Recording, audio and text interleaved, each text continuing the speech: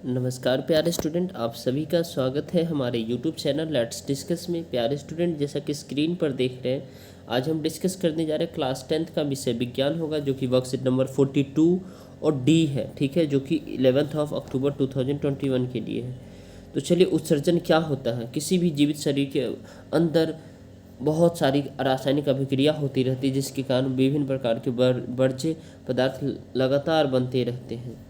उस जीवित शरीर के लिए उन वर्ज्य पदार्थ का निष्कासन आवश्यक हो जाता है। ठीक है, यानी कि शरीर के अंदर जो भी वेस्ट मटेरियल है जिसका अब निष्कासन हो जाता है, ठीक है, उसे हम उत्सर्जन कहते हैं। ठीक है, एक कोशिकीय व बहुकोशिकीय जीवों में उत्सर्जन कैसे होता है, तो देखिए, एक कोशिकीय में अपशिष्ट को शरीर की तरह सतह से जल में विसरित हो जाती है, जबकि बहुकोशिकीय में अपशिष्ट में को विशिष्ट अंगों द्वारा निष्कासित होता है। ठीक है, अब आपको देखना है जैसे मानव में उत्सर्जन कैसे होता है। तो मानव में उत्सर्जन तंत्र का मुख्य कार्य शरीर से नाइट्रोजन युक्त वर्ज्य पदार्थों जैसे यूरिया या यूरिक अम्ल का निष्कासन करना है। इस तंत्र में एक जोड़ा वृक्क, एक जोड़ी मूत्रवाहिका, एक मूत्राशय तथा एक मूत्रमार्ग होता है। ठीक है, अब यहाँ पे देख सकते हैं डियर स्टूडेंट,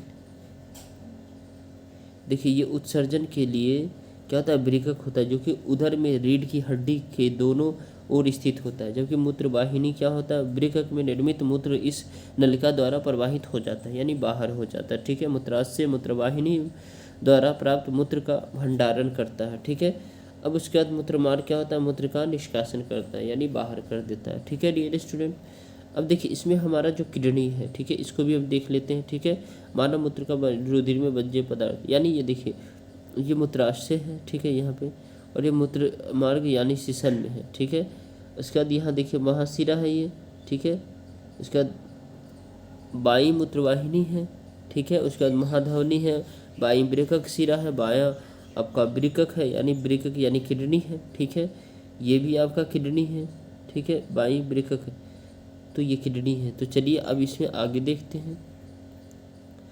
अब देखिए जैसे कि यूरिया या यूरिक अम्ल को छानकर बाहर करना है, मूत्र बनने का उद्देश्य रुधिर से वर्ज्य पदार्थ जैसे यूरिया या यूरिक अम्ल को छानकर बाहर करना है।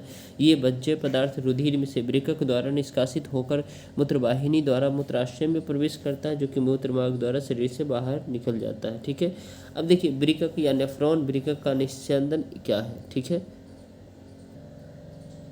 यह वृक्क की रचनात्मक एवं कार्यात्मक इकाई होती है। ठीक है, नेफ्रॉन, ठीक है, और रुधिर कोशिका द्वारा रुधिर अधिक दाब पर एक नलिका में गमन करता है, यानी रुधिर कोशिका द्वारा अधिक दाब पर एक नलिका में जो है ना क्या करता है, गमन करता है, यानी जाता है। ठीक है, जिसे हम कोशिका गुच्छ या ग्लोमेरुलस कहते हैं। ठीक है, ग्लोमेरुलस यानी ये रहा आपका, ठीक है, कोशिका गुच्छ यह ग्लोमेरुलस कहते हैं। यह एक कप की आकृति होती है जिसे बोमन संपुट कहते हैं, और यह आच्छादित रहता है। ठीक है, चलिए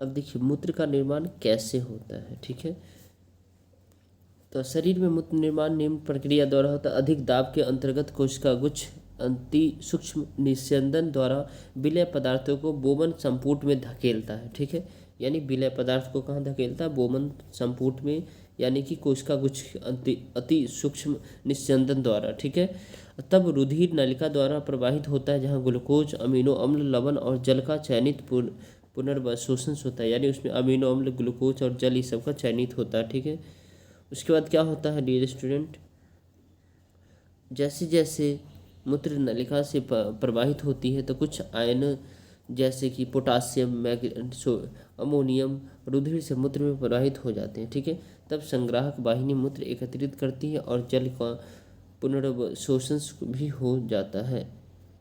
इस मूत्र में यूरिया और यूरिक अम्ल और वह वर्णक जो मूत्र को रंग देता है भी होता है। ठीक है, अब देखिए मूत्र का निष्कासन कैसे होता है, ये बहुत ही आसान है, इसको भी आप याद कर लीजिए। मूत्र बनने के पश्चात वृक्क से मूत्रवाहिनी में प्रवेश करता है, जहाँ से एक मूत्राशय में तब तक भंडारित रहता है जब तक कि फैले हुए मूत्राशय का द्वार मार्ग द्वारा उसे बाहर ना कर दिया जाए। तो आइए इसमें जो कुछ क्वेश्चन है डियर स्टूडेंट, इसको हम एक एक करके समझते हैं। ठीक है, 5 क्वेश्चन है, चलिए स्टार्ट करते हैं। क्वेश्चन नंबर पहला है, एक कोश की जीभ किस प्रकार से उत्सर्जन क्रिया करते हैं? एक कोश की जीभ अपशिष्ट को शरीर की सतह से जल में वितरित कर देती है। बहुकोश की जीभ उत्सर्जन कोशिका जीभों से किस प्रकार करती है? तो बहुकोश की जीभ अपशिष्ट शरीर से सतह से जल में वितरित करते हैं, पर बहुकोश की जीभ अपशिष्ट को विशिष्ट अंग द्वारा निष्कासित कर देते हैं। ठीक है, वृक्क की कार्यात्मक इकाई क्या होती है? तो वृक्क की कार्यात्मक इकाई या रचनात्मक इकाई नेफ्रॉन होती है। ठीक है, जिसे वृक्काणु भी कहते हैं। क्वेश्चन नंबर 4 है, डियर स्टूडेंट, मूत्र निर्माण में अति सूक्ष्म निस्पंदन की महत्वपूर्ण भूमिका है। नेफ्रॉन में यह कहाँ होता है? तो अति सूक्ष्म निस्पंदन बोमन संपुट की गुहा में पाया जाता है, जो कि कोशिका गुच्छ में होता है। मानव उत्सर्जन तंत्र का नामांकित चित्र बनाना है। तो देखिए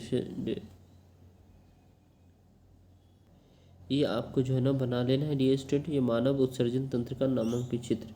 ठीक है, लगता है ये वीडियो आपके लिए हेल्पफुल है, तो इसे ज़रूर लाइक करें। चैनल पे नए हैं तो चैनल को सब्सक्राइब जरूर कर ले, क्योंकि अब MCQ सीरीज स्टार्ट हो रही है, जो कि आपका टर्म 1 एग्ज़ाम के लिए। ठीक है, तो उसे देखना ना भूलें। ठीक है, तो चलिए फिर मिलते हैं नेक्स्ट वर्कशीट में। तब तक के लिए bye bye, take care, have a nice day.